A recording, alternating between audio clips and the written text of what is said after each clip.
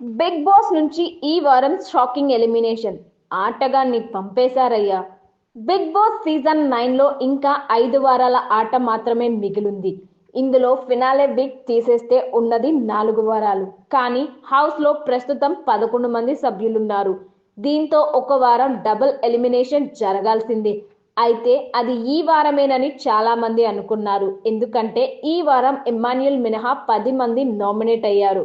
దీంతో ఈ వారం డబుల్ డోస్ తప్పదని ఊహించిన వారికి షాక్ ఇస్తూ సింగిల్ ఎలిమినేషన్ చేశారు.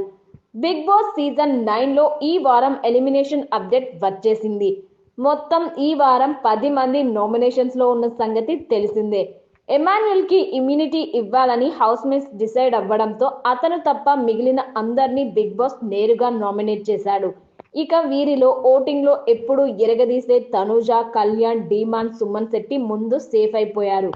ఆ తర్వాత సంజన, రీతు, భరణి, గౌరవ్, నిఖిల్, దివ్యలలో ముగ్గురు సేఫ్ జోన్ లోకి వెళ్లారు. ఆ ముగ్గురు ఎవరంటే భరణి, రీతు, సంజన.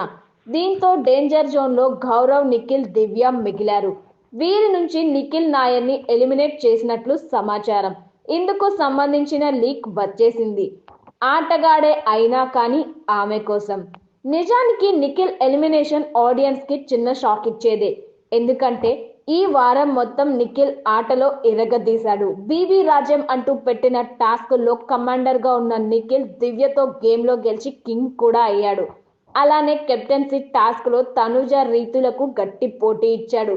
కానీ సపోర్ట్ చేస్తానన్న సంజన హ్యాండ్ ఇవ్వడంతో నిఖిల్ కెప్టెన్ కాలేకపోయాడు. ఇలా ఈ వారం అంతా అటు ఆటలో ఇటు మాటలో నిఖిల్ చాలా ఇంప్రూవ్ అయ్యాడు.